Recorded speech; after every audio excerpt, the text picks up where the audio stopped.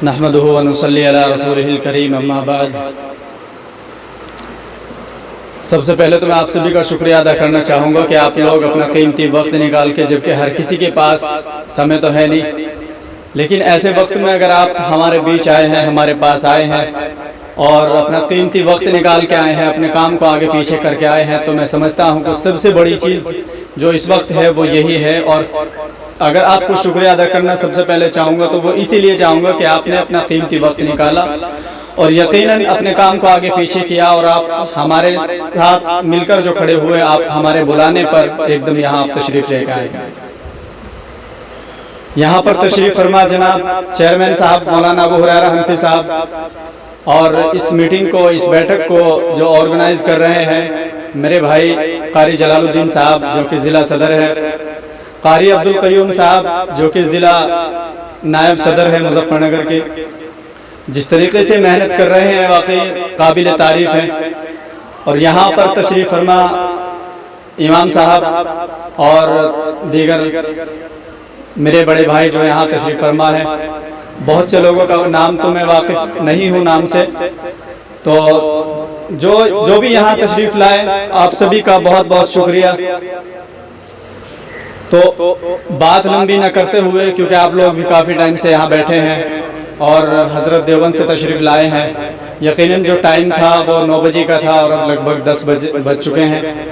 वक्त कम है तो मैं मुख्तसर सी बातें आप लोगों के सामने रखूँगा, क्योंकि हमारे साथ में जो चेयरमैन साहब आए हैं वो भी अपनी राय रखेंगे और बाकी जो लोग आए हैं जो बात करना चाहेगा वो भी अपनी बातें रखेगा। दोस्तों, सबसे पहले मैं बात शुरू करना चाहूँगा कि अकाबिर ट्रस्ट ऑफ इंडिया ये चीज़ ये आखिर है क्या। आप लोगों ने यकीनन कुछ लोगों ने सदस्यता ले ली है और कुछ लोगों को जानकारी मिल चुकी है, लेकिन कुछ को अभी जानकारी नहीं है।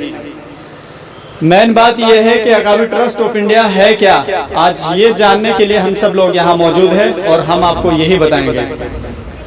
इस ट्रस्ट के जो चेयरमैन हैं मौलाना अबू हुरैरा साहब जो हमारी बराबर में तशरीफ़ फरमा है, और इस ट्रस्ट को लगभग 10 महीने पूरे हो चुके हैं। इस बीच बहुत सारी चीज़ें ऐसी हैं जो जनता के बीच नहीं बताई जाती, लेकिन कभी कभी बतानी पड़ती है ताकि उसका तारुफ हो जाए, उसकी जानकारी लोगों तक पहुँचे। लगभग 10 महीने पूरे हो चुके हैं ट्रस्ट को, और इस बीच बहुत सारी खिदमत अंजाम दे चुके हैं। वो सब आप लोगों की दुआओं से, आप लोगों जिस तरह से हमारी हिम्मत बढ़ाई, इस तरीके से हम लोग काम कर रहे हैं। यकीनन इस नाजुक दौर में कोई ऐसी तंजीम लेके चलना या कोई ट्रस्ट लेके चलना बड़ी मुश्किल बात होती है, लेकिन उससे बड़ी मुश्किल बात जब होती है कि जब उस वक्त हमारे साथ में लोग मिलकर के चलते हैं और उसको आगे बढ़ाते हुए चलते हैं।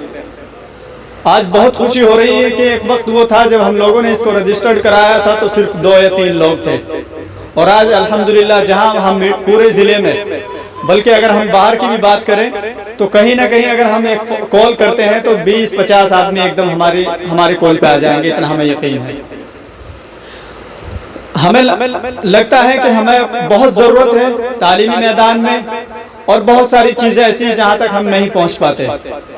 बहुत सारी तंजीमें हमारे पास ऐसी मौजूद हैं, मैं नाम किसी का नहीं लूँगा क्योंकि वक्त इतना नहीं है, जो हमसे चंदे के नाम पर बहुत पैसे इकट्ठा कर लेती है, लेकिन जिस काम के लिए वो चंदा इकट्ठा करती है वो काम हमें सिर्फ कागजों में दिखता है, सिर्फ हवा ही होता है। कागज भी अगर हो तो कम से कम हमारे सामने होते हैं, हम उसको देख सकते हैं, लेकिन वो काम जो करते हैं जिस लिए वो पैसा ले जाते हैं, कहीं ना कहीं वो हवा में मिलते हैं। तो मौलाना अबू हुरैरा जिस संकल्प को लेकर चल रहे हैं और जिस उम्मीद के साथ आप लोगों के बीच और जगह जगह पर जाके जो ऑर्गेनाइज कर रहे हैं, जो प्रोग्राम के जरिए से जो बातें बतला रहे हैं, जो इसका विस्तार कर रहे हैं, उसका मकसद सिर्फ ये है कि आज हमारा समाज सबसे ज़्यादा पिछड़ा हुआ है।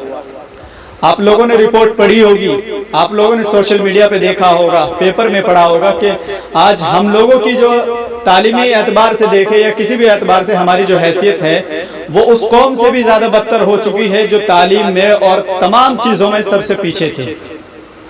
और इसका अगर किसी को क्रेडिट जाता है तो वो उसको जाता है जो हमारी तंजीमें हैं। तो कहीं ना कहीं हम लोग अगर इस पैगाम को लेकर चल रहे हैं तो वो इस वजह से कि हमारे समाज के अंदर, हमारी कौम के अंदर एक बेदारी पैदा हो, ताकि हम अपने बच्चों को तालीम से आरास्ता कर सकें।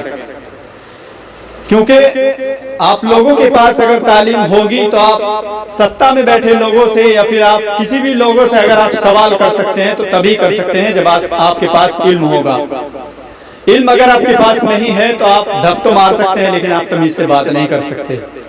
दो जगह हम लोग फेस करते हैं, एक तो वहां जहां हमें धप मारना पड़ता है और एक जगह वो जहां सिर्फ हमें बात से काम चलाना होता है। अगर आपके पास तालीम होगी तो आप बात से वो काम कर सकते हैं जो आप लठ बजाने के बावजूद भी नहीं कर सकते।